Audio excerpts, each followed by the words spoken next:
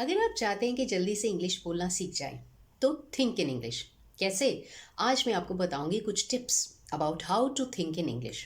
सबसे पहले सीखें इंग्लिश नेम्स ऑफ एक्टिविटीज़, यानी क्रियाओं के नाम। सुबह जागने से लेकर रात सोने तक की जो भी एक्टिविटी आप करते हैं उसके इंग्लिश नेम्स सीखें।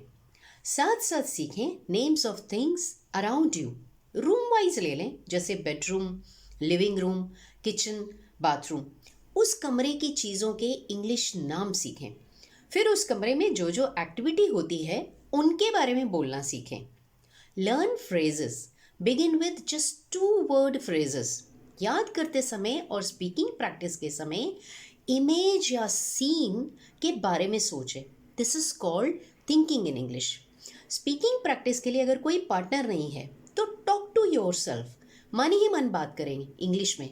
जैसे I am drinking milk now, she is folding the blanket, the baby is crying आदि।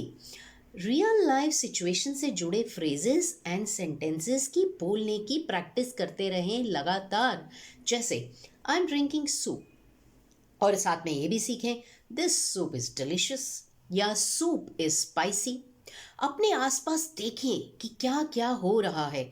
उन एक्टिविटीज के बारे में इंग्लिश में ही सेंटेंस सोचें।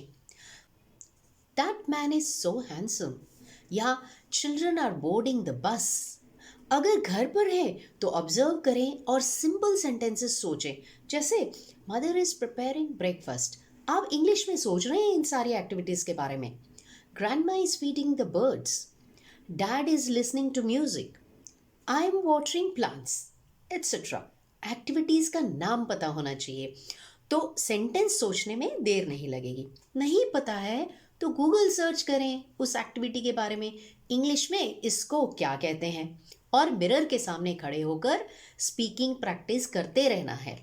अगर स्पीकिंग प्रैक्टिस के लिए पार्टनर है तो एक दूसरे के साथ इंग्लिश में ही बात करें, चाहे टूटी फूटी इंग्लिश हो। बस एक गेम की तरह ही इंग्लिश में अपनी बात समझाने की आदत बनानी है आपने। एटलीस्ट 20 मिनट्स करें डेली।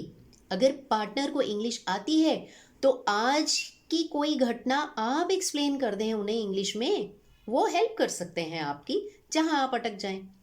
हमेशा आई से ही सेंटेंस ना बोलकर टॉक अबाउट डिफरेंट पीपल।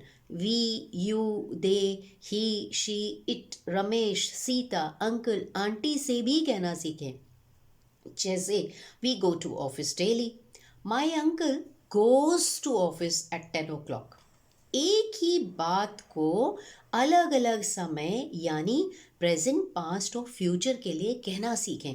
जैसे दे गो for a walk daily, they went for a walk yesterday, they'll go for a walk tomorrow। अब इसी बात को she goes for a walk daily, she went for a walk yesterday, she'll go for a walk tomorrow की speaking practice करनी है। English याद करते समय और स्पीकिंग प्रैक्टिस करते समय उस वर्ड से या सेंटेंस से जुड़ी एक पिक्चर लानी है आपको दिमाग में। शुरुआत में जल्दबाजी ना करें सेंटेंसेस बोलने में। जब इसी तरह इमेजिन करते हुए आप बार बार बोलेंगे तो याद रह जाएगा। कुछ समय बाद वो बात इंग्लिश में बोलने के लिए सोचना नहीं पड़ेगा, गैप नहीं आएगा। अब आपको क्या करना है, देखें कि आप जहाँ बैठे हैं क्या आसपास की सभी चीज़ों का नाम और जो एक्टिविटीज़ हो रही हैं वो जानते हैं, उनको इंग्लिश में कैसे कहते हैं आप जानते हैं। सेंटेंसेस बनाएं इसी तरह जैसे अभी सिखाया। अगर वीडियो हेल्पफुल लगा है तो लाइक एंड शेयर करें। नए हैं चैनल पर तो आप सब्सक्राइब कर लें। अपना ध्यान रखें। Bye bye.